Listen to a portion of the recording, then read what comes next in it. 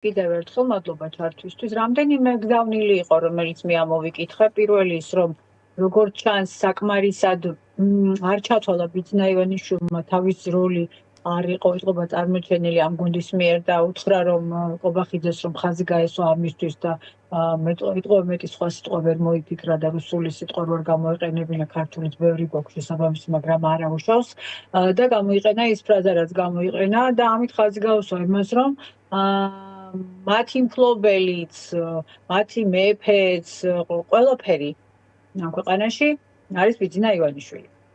რატომ გახდა ეს საჭირო? მე დაახლოებით წარმოდგენა მაქვს, ვინაიდან როგორც ჩანს ყობახიძემ და კიდე ეს მის მოადგილეები რო არიან ზოგი პარლამენტში და ზოგიცად რაღაც ისულელებს რო ამბობენ, დაიჯერეს, რომ მათ მართლა საერთოდ რამე შეუძლიათ და რამეს წარმოადგენენ.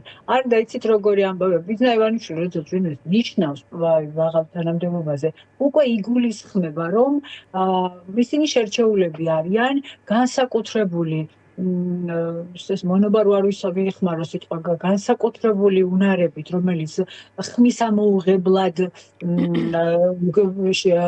დავალებების შესრულებას გულისხმობს, ეს ერთი, სხვა შემთხვევაში ისინი ვერ იქნებოდნენ მაღალ პოზიციებზე და ამაში მე ბიძინა ივანიშვილს ვეთანხმები. ხო, უბიოგრაფიო ადამიანები არსაიდან უისტორიო ადამიანები რომ მოდიან დღეს მართავენ ქვეყანას, მხოლოდ პარადოქსია და მხოლოდ ბიძინა ივანიშვილის ახირების გამო შეიძლება დაგვიმართოს შესაბამისად, ახლა ის კაცი ამ ადამიანებთან მართალია. რაც შეეხება მეორე საკითხს, რატომ ილაპარაკა ამაზე ყობახიძემ, დამიჩნდა დაბეჭდილება, რომ ყობახიძემ უკვე ჩალაგებული აქვს თავის ნივთები და მაგაზე გამოხმაურებასაც ნახავდით, რომ თქვა არ დაიღლება, რომ ამ კითხვას უპასუხოს და ნახეთ ხო, რასაც ამბობს ამაზე. ნუ უარყოფს ახლა ეს არ არის არაფერი ამაში განსაკუთრებული, არ მახსენდება ქართული ოცნების მმართველობის პერიოდში პრემიერ-მინისტრი, რომელსაც ეს ამ კითხვაზე პასუხი დაედასტურებინოს, თუმცა სხვაგვარი განვითარება მოვლენების არაერთხელ გვინახავს, ხო, მათ შორის მოულოდნელობები და ასე შემდეგ.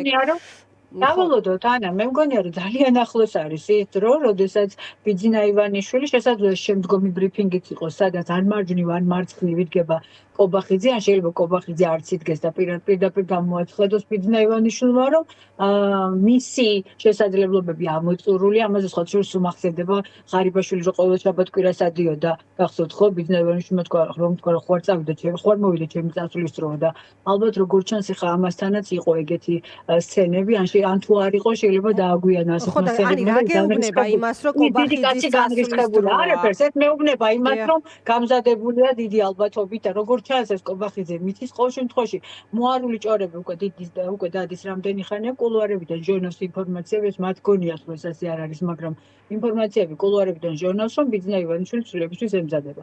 რამდენიმე კანდიდატზე არის საუბარი, მე არ შემიძლია არც ერთის ადასტურება, თუმცა არ გამორიცხავ რომ მის შემცვლელი იყოს ქალი. რაც შეეხება იმ ამბავს, რატომ შეიძლება გაუშვას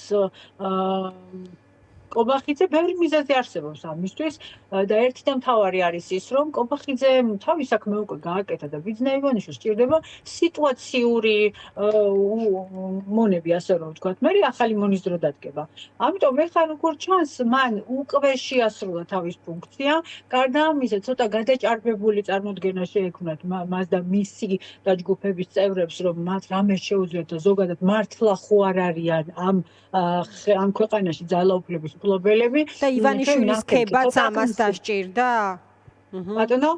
ივანიშვილის თქება ამას დასჭირდა, ამ პროცესს დასჭირდა, თქვა გადაჭარბებული წარმოდგენის დაბალანსება მოხდა ივანიშვილის შესაძლებლობებზე საუბრით ყობახიძის მხრიდან? შემთხვევაში ანა ჩვენ ვიცით რაც ხდება, მაგალითად მისი წინამორბედი პრემიერი ციხეში ზის და კიდევ უფრო მისი წინამორბედი დასმული ყავთ ზებნაძეთ, ვარ ვიცი, ყოველთვის ემიგრაციაში იმყოფება და სამშობლოს ღალატზე დავებია, ხო ვიცით, ხო? ახლა ამიტომ ჩვენ ვიცით რა გამოცდილებები არსებობს და ჩვენ თუ ვიცით ყობახიძემაც იცის, რომ თუ ამდენს არ აქებს და არ ადიდებს, მაშინ ალტერნატივად შესთავაზებენ მაგალითად ღარიბაშვილის გვერდით რომელიმე. ხო, თუმცა ეხა ქება დიდება არც ღარიბაშვილს დაუკრია, ანი მე მგონი შეიძლება ცოტა სხვაგვარი ვითარება იყოს, ანუ ყობახიძის ტიპაჟის და მისი ტიპაჟის თქვათ ღარიბაშვილთან გაიგივება ამ ხრივ რამდენად როგორ ფიქრობ რელევანტური?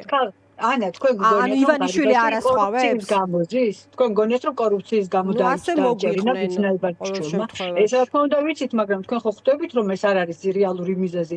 მიზეზით მოფიქრებას რა უნდა, ან თქვენ გგონიათ, რომ ეს ადამიანები ახლა ხელისუფლებაში რომ მოვიდნენ დეკლარირების თემა იყო, თუ ასწორები კორუფციაც. თქვენ გგონიათ, რომ ამ ქვეყანაში მართლა საქმე ისე არის, რომ ხელისუფლებები გამჭვირვალეთ არიან, განსაკუთრებით ივნისის მეროე, შარშანდელი ივნისის მეროე თქვა და ხო არ გახსოვთ, რომელი წლიდან არის კობახიძე ჯერ პარლამენტის თავმჯდომარე, მე პარტიის თავმჯდომარე, მე და მისი პასუხისმგებლობა აქ არსად არ იკვეთება და მისი გუნდის, მაგრამ მოდით ამას დავიღოთ თავი. აქ მე ძალიან მენიშნა და ძალიან მნიშვნელოვანი იყო დღევანდელი საინტერესო ბრიფინგი. საინტერესო იმ თვალსაზრისით, რომ ამ კონგრესში განვითარებული მოვლენების მიუხედავად დღეს მაინც გაფორმდა ჩინეთთან უფრო ღრმა და ყოვლის მომცველი ხელშეკრულება თან ეს გაამართლეს იმით, რომ თვითონაც ხო აქვთ ესო. რა თქმა უნდა აქვთ, ოღონდ და რა თქმა უნდა ჩვენც გვაქვს უფლება ამ ქვეყანას აქვს რა თქმა უნდა უფლება, რომ კარგი ურთიერთობა გქონდეს, განსაკუთრებით კარგი სავაჭრო ურთიერთობა გქონდეს პარტნიორებთან, თუმცა სავაჭრო ურთიერთობა თუ არ არის მხოლოდ ცოტა უფრო ფართო სურათში უნდა დავნახოთ, მაშინ სად არის პოლიტიკური მხარდაჭერა ეს ერთი და მეორე, თუ ჩინეთთან გინდა ღრმა და ყოვლის მომცველი სავაჭრო პარტნიორობა, მაშინ რატო არ აკეთებ ამას ამერიკის შეერთებულ შტატებთან და ეს ყველაფერი რატომ ხდება გამუდმებით დასავლური ინტერესების დასავლური ინტერესების იგნორირების ფონზე, არა მხოლოდ იგნორირების, არამედ ძირითადად რაც მახსოვს. ანუ თქვენთვის დროში დამთხოვა იწვევს კითხვის ნიშნებს ამ პროცესში, ანუ როდის ხდება გადასვლა შემდეგ ეტაპზე ჩინეთთან დაკავშირებით? გააკეთებინა. არა, ეს ხელშეკრულება არის. ეს ხელშეკრულებაც ისევე როგორც სხვა ყველა გადაწყვეტილება ხელისუფლების არის ბიძინა ივანიშვილის მიერ მიღებული გადაწყვეტილება და მისი სურვილების ასრულება.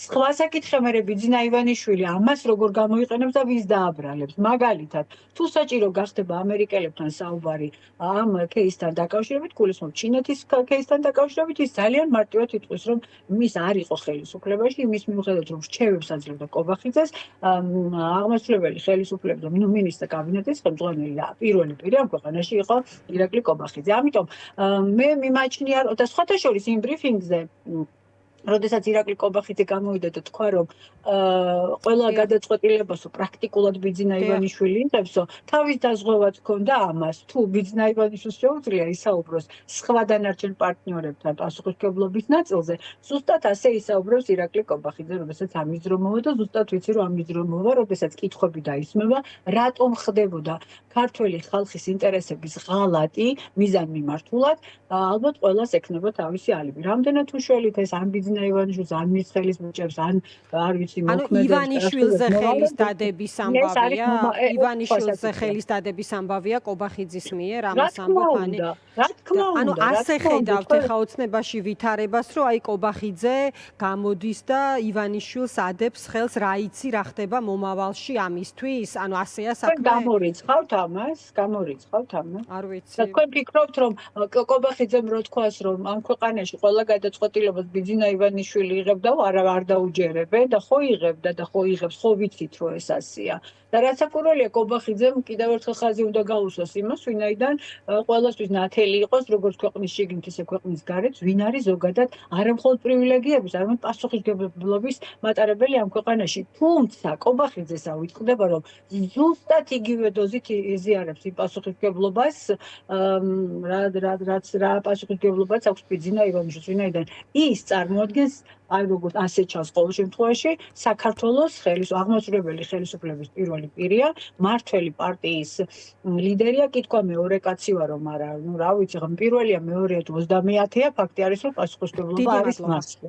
ამიტომ მე ვფიქრობ, რომ ჩვენ შემდგომ გველოდება უფრო საინტერესო პროცესები, როდესაც უკვე სხვათა შორის კიდევ ერთი საკითხი იყო ძალიან საინტერესო, დღეს პარლამენტის თავმჯდომარეც ცოტა ნირწახთი, ცოტა ვერ იყო თქო ისეთ ხასიათზე და მაფიქრებინებს, რომ არა მხოლოდ კობახიძეს, არამედ დანარჩენებსაც შეიძლება კონდეს იმის განცდა, რომ შესაძლოა ხვალ ამ ხელისუფლების სათავეებში სხვა ადამიანები მოვიდნენ. თან თუ იმასაც გავითვალისწინებთ, რომ პარლამენტშიც თუ კი ვინმე მიუღებელი, მასაც ყავს ესეთი სამაგალითო წინამორბედები, თუ მიუღებელი იქნება, რასაკვირველია მისი შემცვლელის გამოიძებნება უპრობლემოდ და ძალიან უმოკლეს დროში.